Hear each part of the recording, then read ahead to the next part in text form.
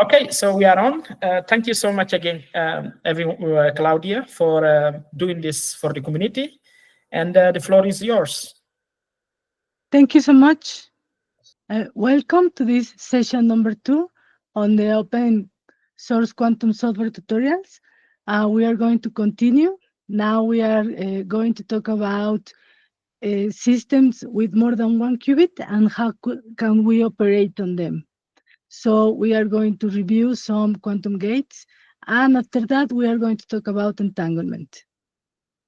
So, well, we already saw a bunch of one qubit gates, but the power of quantum computing is actually realized through the interactions between qubits, right? So we want to be able to work with more than one qubit.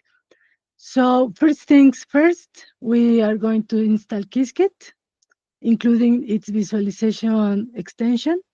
As of today, the current version is 2.0, and the code in this notebook is working with this version.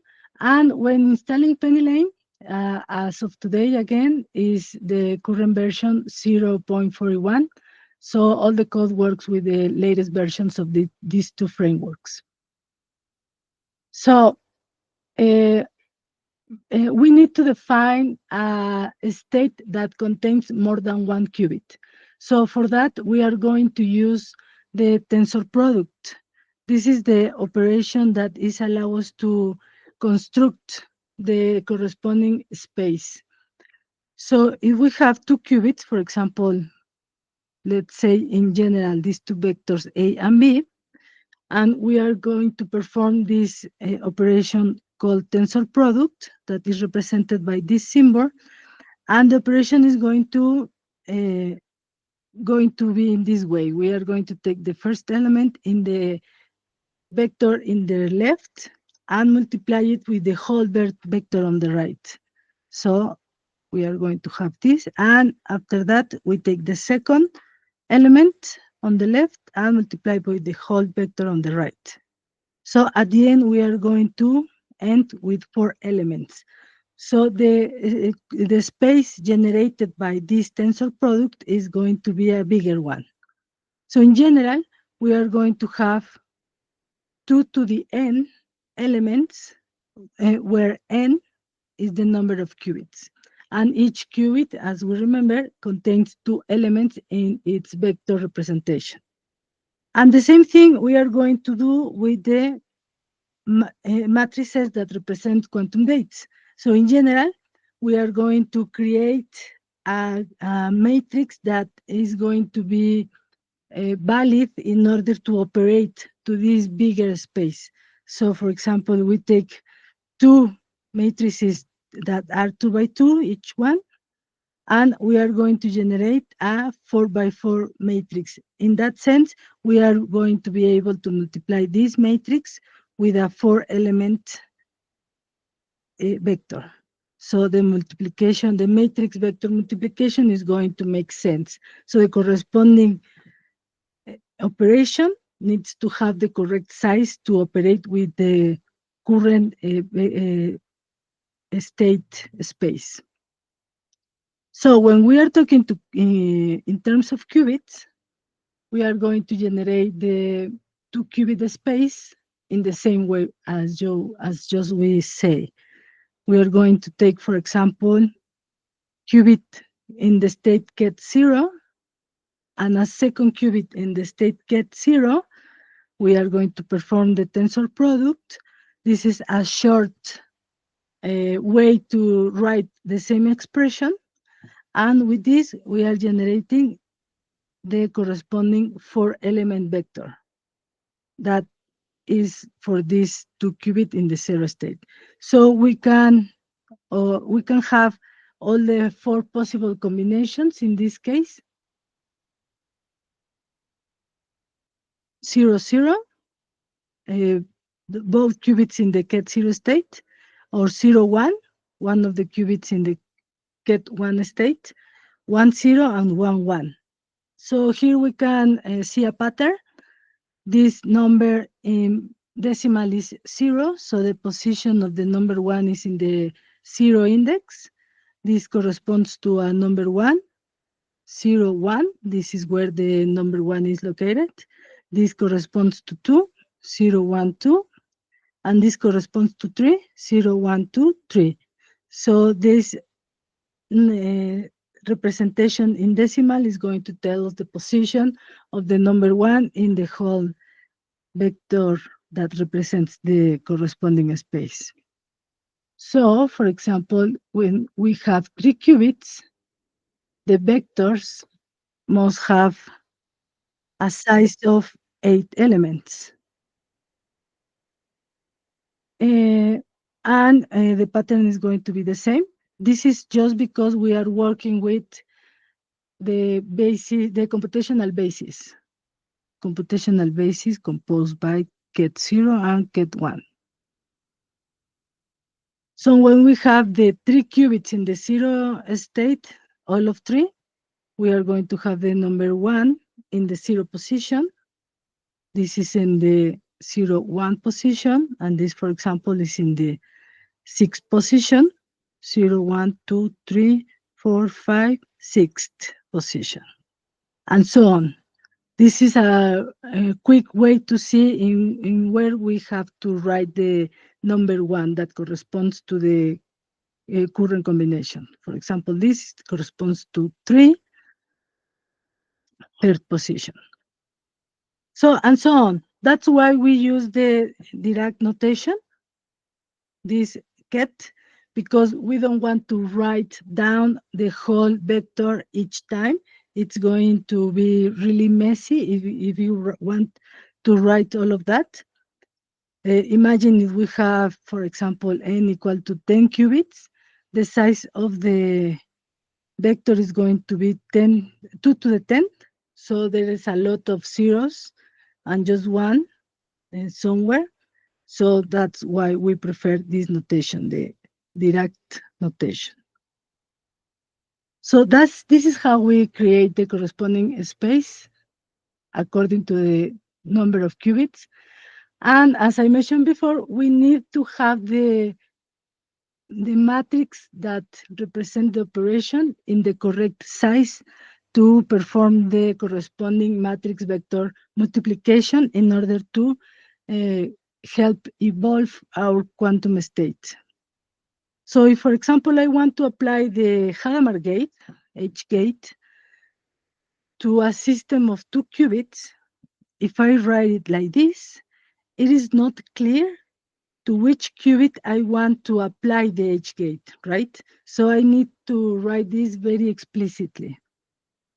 For that, I am going to use this notation in which I am saying I want to apply Hadamard to the qubit to the right, and to the qubit to the left, I want to do nothing. So that's why I am specifying the identity gate. But in this way, I am writing the whole quantum gate that I need for a 2-qubit quantum space.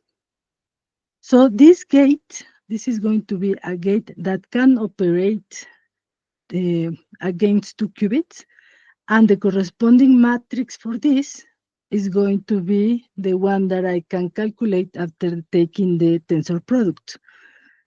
So I take the identity gate, the Hadamard gate, and after performing the tensor product, I am going to end up with this 4x4 matrix. And this matrix, I can truly multiply it by a 4-element vector. This multiplication is valid now. So how can we see this in code? Well, for example, in Qiskit, we are going to define a quantum circuit just by seeing this exact same example. I only need 2 qubits. And I am going to apply the Hadamard gate to the qubit with index 0 and apply the identity gate to the qubit with index 1. And with this class called operator, I am going to get the matrix corresponding to these gates. And with the class state vector, I am going to get the final vector that represents the quantum state at the end of the quantum circuit. So as we can see, when I print out the calculated operator, this is the matrix that corresponds to the same that I calculated by hand. I am getting the same one here. And after applying H to the qubit 0 and the identity to the qubit 1, the final state is going to be this one. Let's remember, this is a column vector, right? This number is equals to 1 over the square root of 2. And we also remember that at the beginning, all qubits start in the ket 0. So after applying this quantum gate to the ket 0, which to the state, because I have 2 qubits, the state here is 0, 0, right? So when I multiply this, the resulting vector is going to be this one. And how can we do this same stuff using PennyLane? Well, I have to define a function that's going to contain the quantum gates. I am going to apply the Hadamard gate in the same way to the qubit with index 0, and I am going to apply the identity gate to the qubit with index 1. When I return the state, I am getting the vector state, and I am using this function called QML matrix in order to get the corresponding matrix. So when I print this, I can see the circuit is the same as before, applying H to qubit with index 0 and applying identity to the qubit with index 1. But when I check the corresponding matrix, I can see that it is different.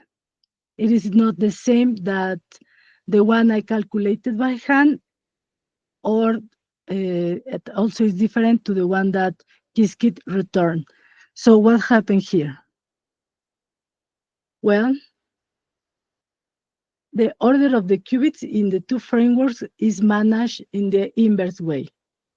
If in Qiskit we have, if we name the qubit in the right as Q0, and in the circuit is the one that is on the top, and Q1 is the one on the bottom in the circuit, Qiskit is going to handle it as the qubit in the left. But PennyLane is going to manage this in an inverse way. So Q0 is going to be in the left, and Q1 is going to be on the right. But the order in the circuit is going to be the same. I mean, Q0 is the one on the top, and Q1 is the one on the bottom. So this is important when we want to compare code that is written for Qiskit, and then we want to maybe translate it to PennyLane or compare it to another code that is in PennyLane. We need to keep in mind that the order that the both frameworks manage the qubits are inverse. So no problem there, only we need to keep that in our minds so everything makes sense if we want to compare things. So if I use the order that PennyLane uses, which is this, and as I mentioned before, I want to apply H to the qubit with index 0 and identity to the qubit with index 1, then the operation must be like this. H is applied to the one in the left, and identity is applied to the one on the right. And if I calculate this corresponding quantum gate in this order, I can find the same matrix representation as PennyLane return. So everything is working just fine, only with the small difference that the order is inverse. And actually, I can ask Penny Lane, for example, to change the order when I ask for calculating the matrix. I can indicate the order instead of being 0,1. I am specifying it as 1,0. And in that way, I am going to get the exact same matrix representation as the first one that we calculated. So as you can see, we have the control of what to obtain, but we need to remember that the default order is going to be this for Penny Lane, and it's going to be this for Qiskit. So let's see another example. In this case, we are going to have a quantum circuit with 3 qubits, and we are going to apply 3 different gates to each one. I am applying the Rx, a rotation around the x-axis, to the qubit with index 0. Here I am working with Qiskit. Then a rotation around y-axis to the qubit with index 1, and a Hadamard gate to the qubit with index 2. And I am also going to calculate the equivalent matrix and the final quantum state.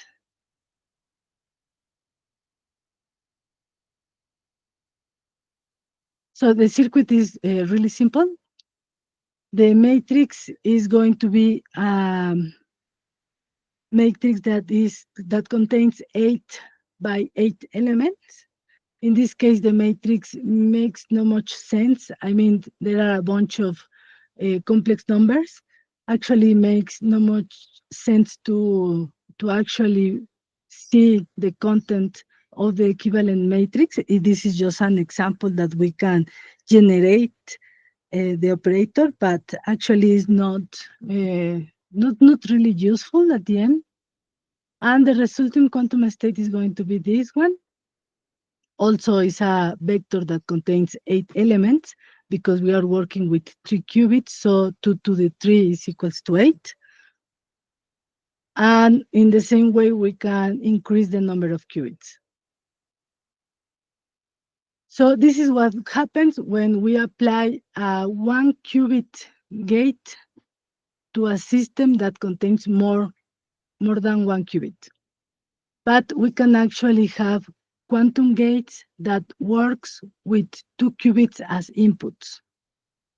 For example, we have the CNOT gate. C stands for control. So the other name is CX because we want to apply an X gate in a control way. So we want to check 1 qubit, and if this qubit that we are going to call control is equals to 0, we are going to do nothing. But if the control is equals to 1, we are going to apply the X gate to the target qubit.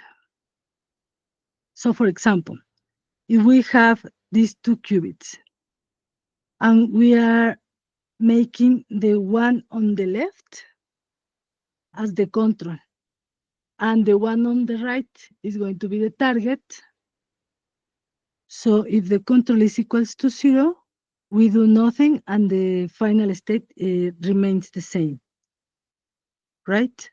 But if the control is equals to 1, we are going to apply an X gate to the qubit that is the target, in this case, the right qubit. So that's why we change this 0 to 1. And the same case here, we apply X gate, so this is flip 2 from 1 to 0. And of course, we can have the other way around. I mean, make the qubit on the right as the control qubit, and the qubit on the left as the target qubit. So the indexes in this expression are going to indicate the first one is going to be the control, and the second one is going to be the target. So in this case, the control is the right one. I am check this first. Since it is equals to 0, there is no change. In this case, the control is also 0, there is no change. But when the right one is equals to 1, I am going to apply the X gate to the left one, right? Same case here.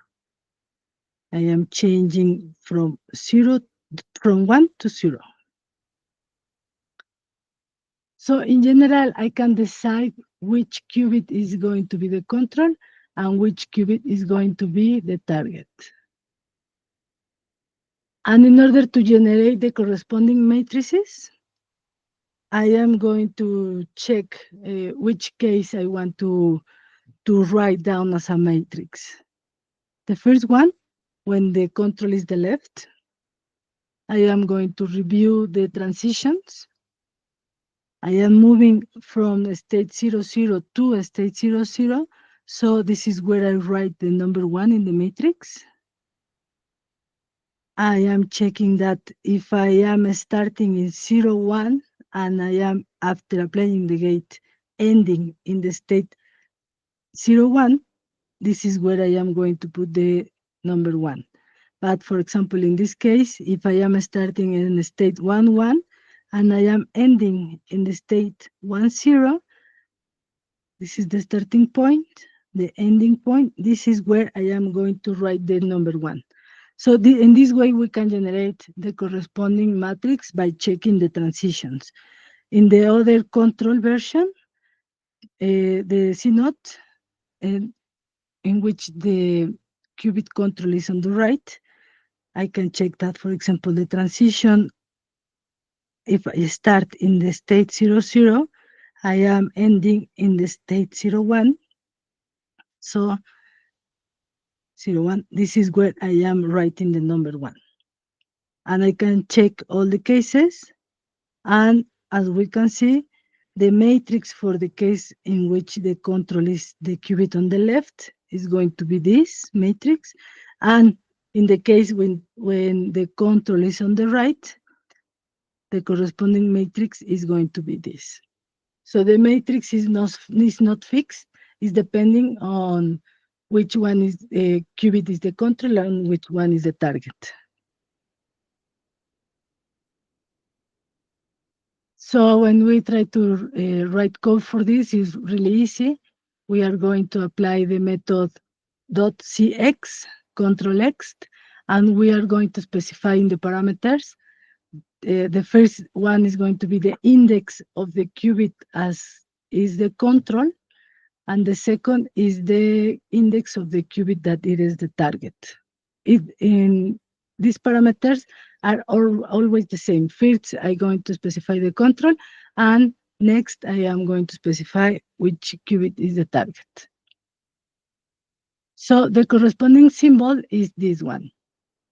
And here we can see this dot, this small dot. That one indicates where is the control, and this indicates where is the operation I am going to apply. In this case, is shown as this circle with a plus sign. You can also find this symbol like this, of course, that corresponds to the control and indicated that I am going to apply the X gate. So as the way I am writing this, and because Qiskit is taking this order, so the corresponding matrix is going to be this one, right? Because control is the one on the right. And to do this using PennyLane is really similar. The name of the method changes a little bit. Here is called CNOT in uppercase. And I am specifying the same thing. The first one is going to be the control, and the second one is going to be the target. So I am specifying this in the inverse order on purpose, in just to get the same matrix representation for both codes. But as we can see in the diagram of the circuit, we are seeing the control in the qubit in the bottom and the target in the qubit on the top in the quantum circuit. But because of the order is inverse, we are getting the same matrix. Please let me know if you have any questions at any time, or if I am maybe going too fast, please let me know so we can make sure that we are in the same page. So we talk about the control X, but in general, we can have any gate can have its control version, any gate. So for example, the generic gate U that contains these elements can have its control version, for example, by indicated that the qubit on the left is going to be the control. So if the control is 0, we are going to do nothing. So the state remains the same after applying the gate.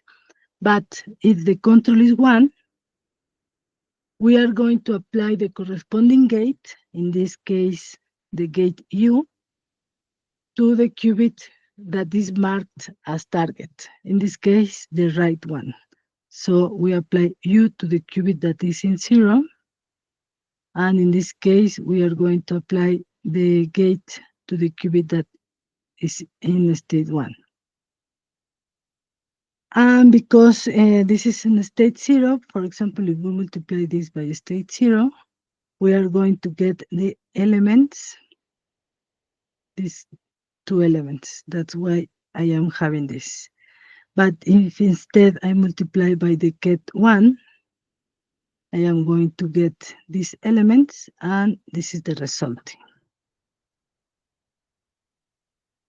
So in a general way, when the qubit that is controlled is the one on the left, the matrix representation of any control gate is going to be like this. We are going to have this submatrix as the identity, and the bottom right submatrix is going to contain the elements of the matrix that is being controlled. This is going to be the same for all cases. So in general, as I mentioned, we can have any control gate. The frameworks already define some control versions for the main matrices, the main quantum gates. For example, here I have the control Y that I am going to apply only using the method .cy. And the ordering is going to be the same. The first parameter is the control qubit, and the second parameter is the target qubit. So this second symbol corresponds to the control set gate. In this case, it is important to notice that it seems that there is no difference between the target and the control, because the symbol contains only 2 dots, right?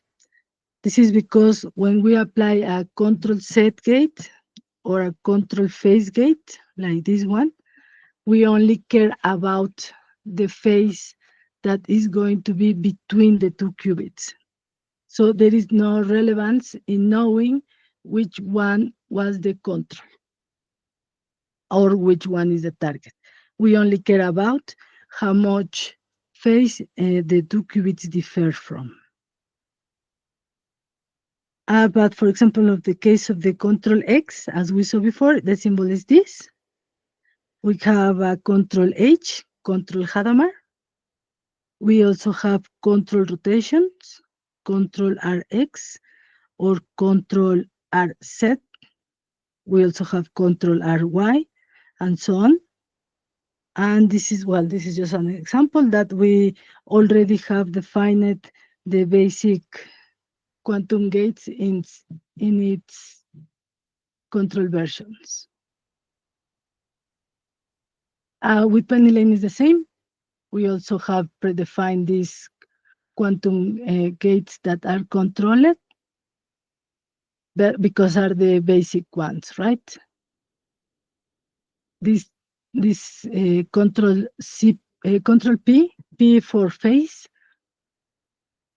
in PennyLane is called with this longer name, control phase shift, but it's the same.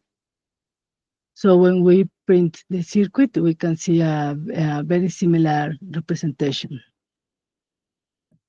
But in general, we can create our own quantum gate and its control version. So if we don't want to use the predefined quantum gates, we can specify our own quantum gate by writing down the matrix. Let's remember the matrix must be a unitary matrix in order to be considered as a quantum gate. In the case of Kiskin, I am using this class called unitary gate. I specify the matrix that contains, of course, complex numbers. In this case, I am providing this name. This could be anything you want. And I am going to try my new quantum gate that I just created. For that, I am using a new quantum circuit. And in here, I am appending my new quantum gate. My new quantum gate was created using a matrix 2 by 2. So this gate is for 1 qubit, right? So when I am appending it, I am specifying to which qubit I want to apply my new quantum gate. And also I can define its corresponding control version. So I take my 1 qubit gate, and if I use this dot control, and the parameter here is indicating how many qubits I want to use as control. In this case, I just want to use 1 qubit as control. So I have this other object that is my QGate control. And when I use it into my circuit, I have to specify that I want to use this control gate. And the parameters are going to be the control and the target.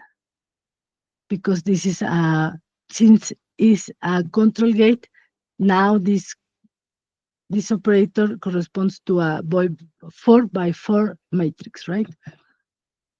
So here's how I can see this. When I apply it to just 1 qubit in here, I can see it that is only in the Q0 because I indicated the index 0. But when I apply it as a control version, here I indicated that the control was the qubit 0, which is this, and the gate is applied to the qubit 1. So in general, I can define my quantum gate as I want, and I can also generate its control version by doing this. And I can do the same with PennyLane, of course. In this case, we are going to create the circuit, the quantum gate, using this function, qubit unitary. I am specifying the same matrix as before, the same list that contains the elements of my matrix 2 by 2. In this case, I am applying it to the qubit 0. Again, I am indicating an ID just to be sure that the one I am adding. And in order to apply its control version of the same, I am going to use this qml.ctrl for control.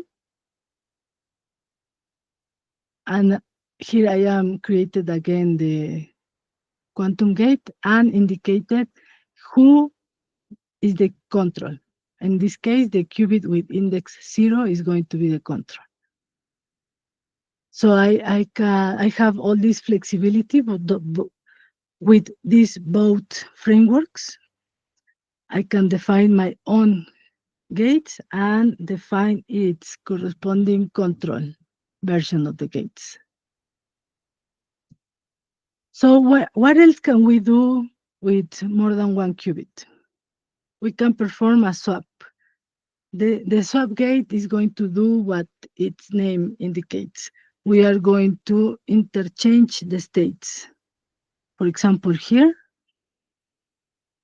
we have the 0 state on the left and the 1 state of the right. And after doing the swap, we are going to have 1 on the left and 0 on the right.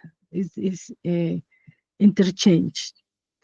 For example, in the first case, the swap is happening, but since both states are the same, the resulting state looks like if I did nothing, but actually I interchanged the two zeros, but we end up with 0, 0. The same thing happens here. So swap is going to do that. And well, just you to know, we can write the equivalence of the swap as this combination of the public gates. If you perform all the product tensors and after that the sum, you can get the corresponding matrix representation for the swap. So doing this in Qiskit is simple. We are going to use dot swap, indicate the two indexes of the qubits we want to interchange.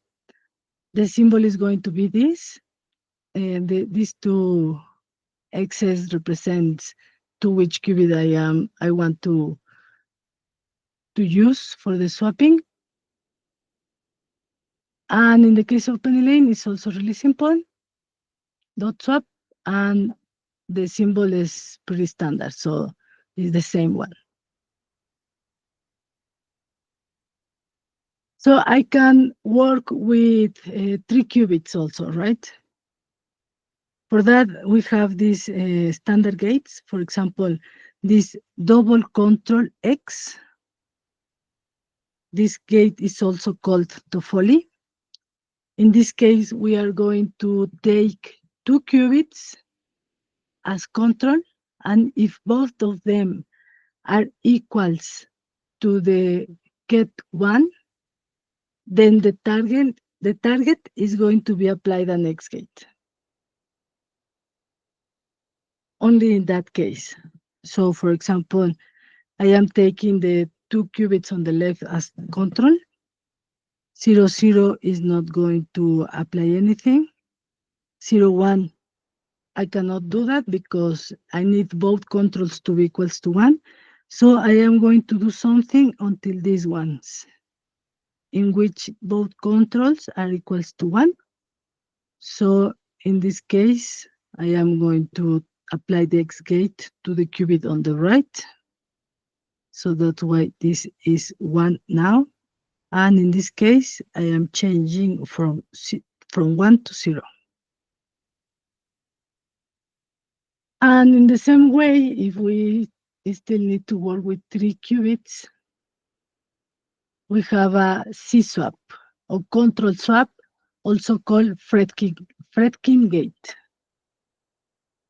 So we are going to take 1 qubit as control, and if the control is equals to 1, we are going to apply swap to the other 2 qubits. So all of this, the control is 0, we are doing nothing. But in this 4, since the control is 1, we are going to apply swap to the other 2 qubits, right? We apply a swap in these 2, but because they are the same, we are getting the same state. But we can notice the difference in this example. For example, when apply the swap in 1, 0, we are going to end up as 0, 1 to the 2 qubits that are target.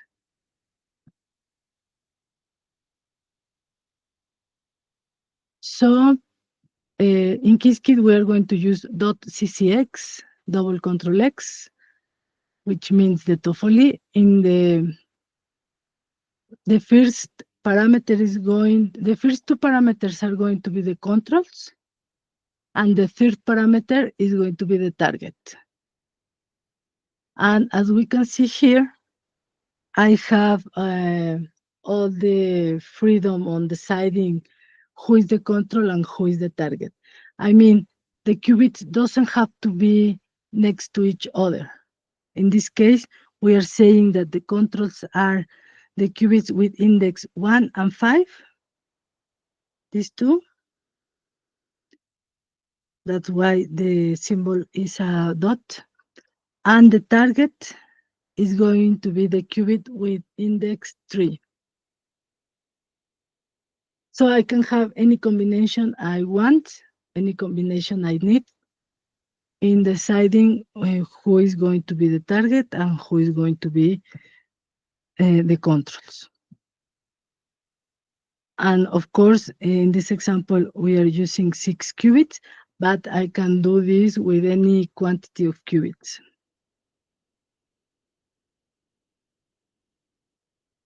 And in the case of penny lane, for example, we are going to check the T-swap of RedKit gate.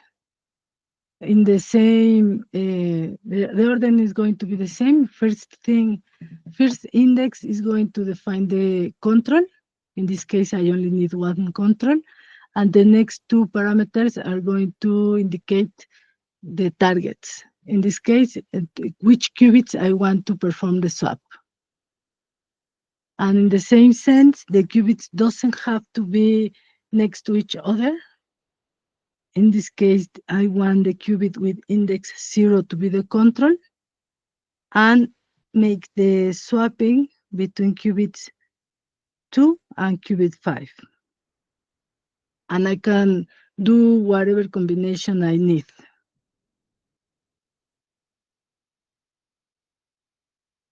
So I have all the flexibility in that sense. And of course, I can create my own multi-control gate.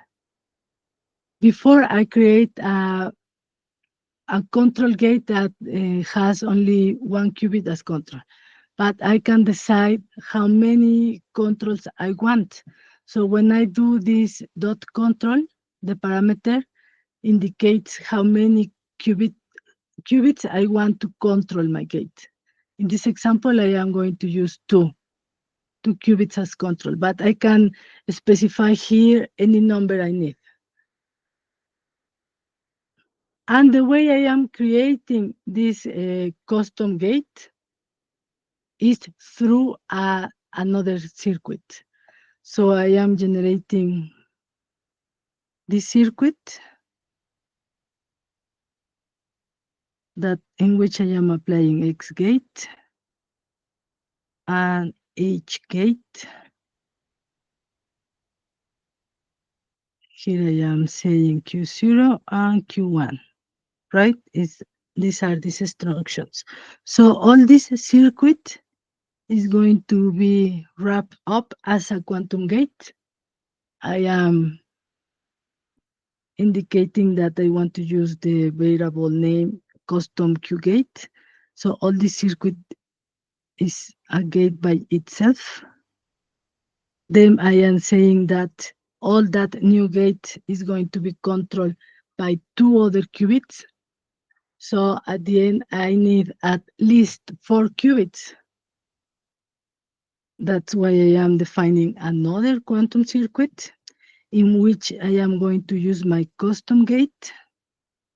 And my custom gate needs two controls, because this is how I defined it. So the first two indices represents the controls, and internally it is using 2 qubits to perform its operation. So the next two parameters are going to be the qubits to which I want to apply my quantum gate. Okay, so when I have this at the end, internally, this square contains the circuit we defined.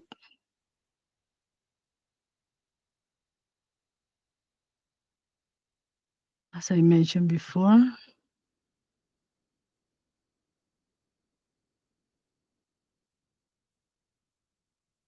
And as I specify here, qubits 0 and 3 are the controls.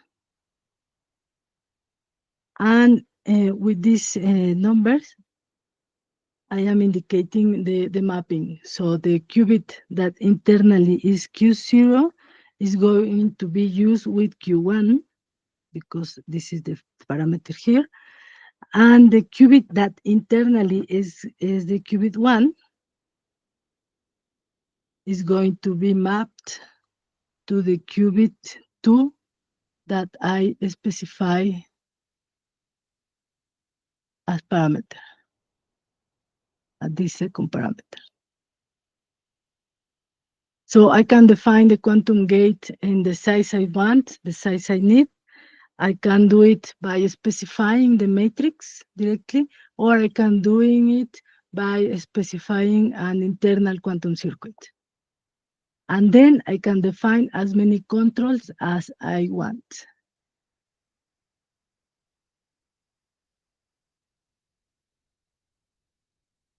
A similar thing I can make with PennyLane. In this case, the diagram doesn't enclose the internal quantum gate as a square, but the logic is going to be the same, right?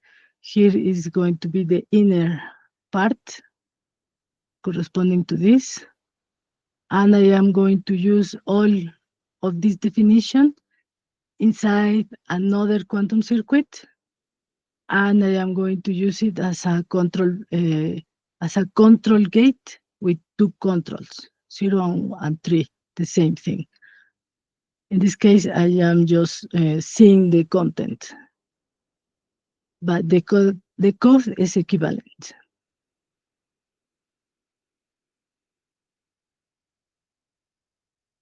Well, in order to, since the diagrams are different, we can verify that we actually are doing the same thing, right?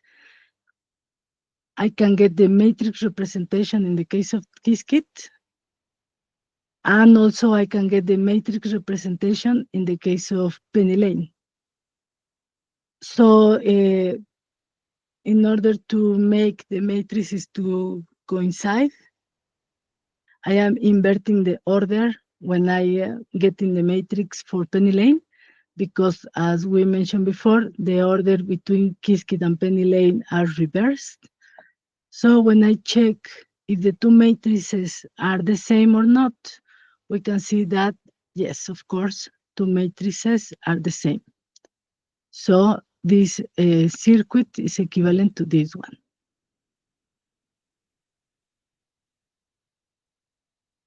Okay, so as for now, we have learned how to use quantum gates. And by using the gate Hadamard, we now know how to generate superposition, right? If we apply Hadamard to the 0 state, we get the plus state, which is equivalent to 0 plus 1 over square root of 2, right? And the same thing when I apply Hadamard to the 1 state. So these two states are in superposition, in equal superposition. because the amplitude probability of both is 1 over square root of 2, right? So superposition is one of the main things that we can use with quantum computing that we cannot use in classical computing. The other thing that we are going to be interested by using quantum computing is entanglement. This concept doesn't exist in the classical world. So entanglement is when we are going to match two qubits, to put together two qubits and make them to depend, the state of one qubit depends of the state of a second qubit. So the first states that we are going to learn about that are entangled are the called Bell states. There are 4 Bell states. So we are going to say that the states are entangled when we have the state and we cannot write it as the product tensor of 2 separate qubits. Okay, just here, let's see how the pattern works. We have 0, 0 plus 1, 1 with the corresponding normalization factor. Here we have 0, 0 minus 1, 1. Here we have 0, 1 plus 1, 0, and here have the same but with minus. All right, in all cases, we need the normalization factor. So let's see the first example, the Bell state called phi plus. And let's check that that indeed it is an entangled state. So we claim that a state is entangled, or 2 qubits in this case are entangled, if we cannot write the state as 2 separate qubits, as a tensor product of 2 separate qubits. So first, we are going to assume we can do that. So if it is the case, if we can perform this operation, we are going to do the tensor product. We don't know yet where is the content of each qubit. So let's say qubit A contains the element A1 and A2, the same thing for qubit B. And performing the tensor product, we are going to have this 4-element vector, column vector. And if we want to say that this Bell state is separable, so it must be true that this equality holds. As we see above, this Bell state corresponds to this, right? Of course, including a normalization factor, but it doesn't matter. So in order to this to be true, we need to check that A1, B2, this one, must be equals to 0, right? If that's true, then we have 2 options. Or A1 is equal to 0, or B2 is equal to 0, right? One of them must be 0. There's no other option. In the case that if we choose to think A1 is equals to 0, then A1, B2 must also be equals to 0. And this is false, right? Because we are seeing that must be equals to 1. So this not holds. But of course, I can choose the other, no? B2 equals to 0. But if that is true, then this must be equals to 0 too. And we can see that it is not equal to 0. It is equals to 1. So we are just demonstrate that this is false. This equality does not hold because we cannot write the Bell state as a tensor product of two separate qubits. So the Bell state is indeed entangled. This is a proof by contradiction. Hope it makes sense for all of you. So we can generate the four Bell states. For example, the first one, we are going to create it by using a Hadamard gate. So the first step is to create superposition. And now we are going to use a CNOT. And these two gates are going to create the entanglement. As we can see here, when we print out the resulting state, we can see that indeed we are getting the first Bell state, but just applying these two gates. And if we want to generate the second contains a minus here, the second Bell state. We can just include an X at the beginning, and we can see that we are generating the second Bell state. So as an exercise, you can try to generate the other two Bell states. Remember, we have four Bell states, still using Qiskit, and also you can try to generate the four Bell states using PennyLane.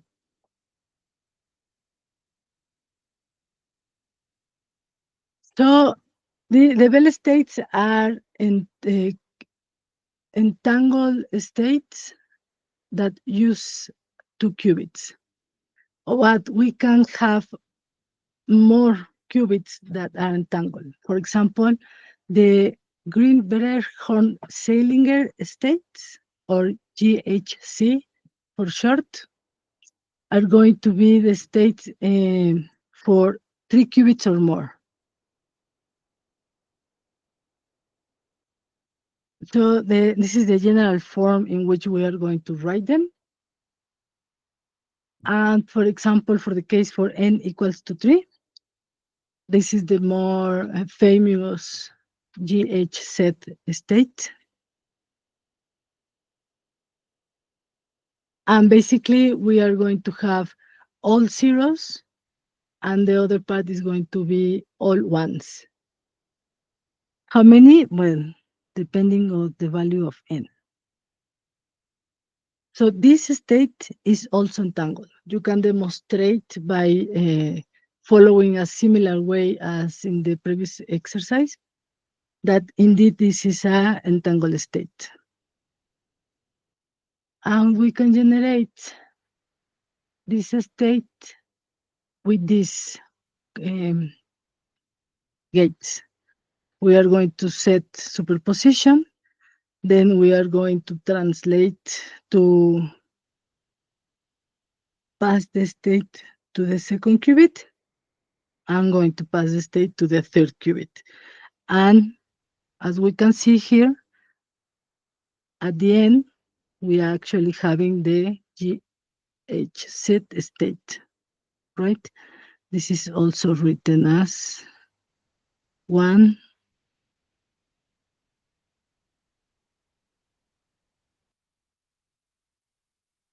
and this one corresponds to 0, 0, 0, and this one corresponds to 1, 1, 1.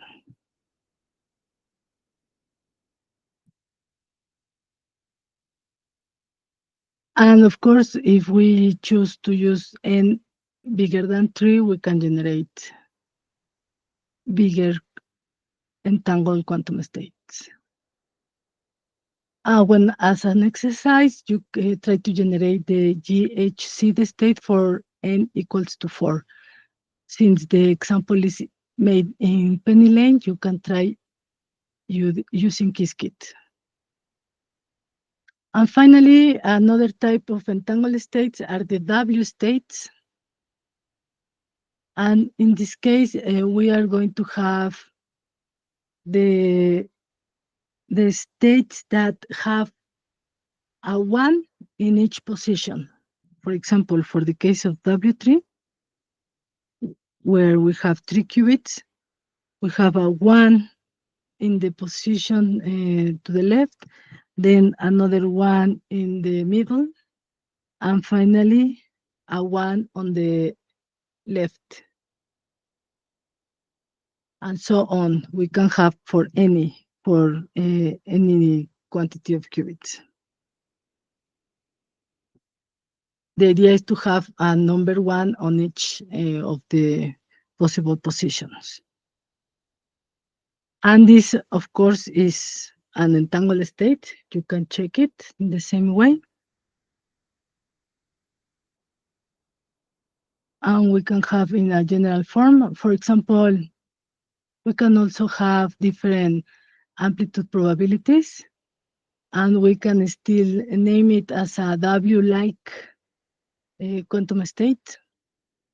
But for the case when the 3 of them are equal to each other, we have the WN state. And if we include some local phases, we are not going to change the essence of the state, right? This is still a W state. So how can we generate this? And for example, W3, we are going to need these gates. First rotation is using the arc cosine of 1 over square root of 3, and the second rotation gate is using 1 over square root of 2. And then we are going to need these C naughts, and finally this X. We can corroborate that we are getting the W3 state as we wanted. And well, the exercise in this case is try to generate the W4. Well, since this is written in Qiskit, you can also try to generate W3 on PennyLane. But the real challenge is going to generate W4. And in general, how would you generate WN? That would be a nice exercise to try out. So, do you have any questions?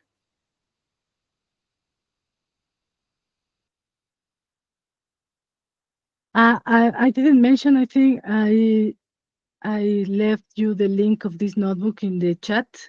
It is a pinned message, so you can be able to check it. So the idea is you can check the notebook and try the things by yourself. And if you have any questions, please let me know. Could be in the next session, or maybe you can ask me on Discord maybe, or I don't know. But the idea is that you try things by yourself.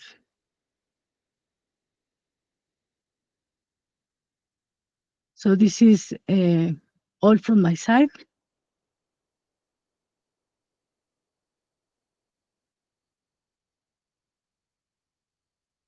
Thank you so much for being here. I am going to insist on this. Please try.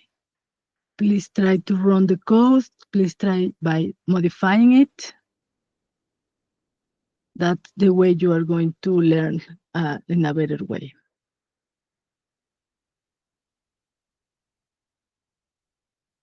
Thank you, and see you next time. Thank you. See you next time. Thanks. Bye.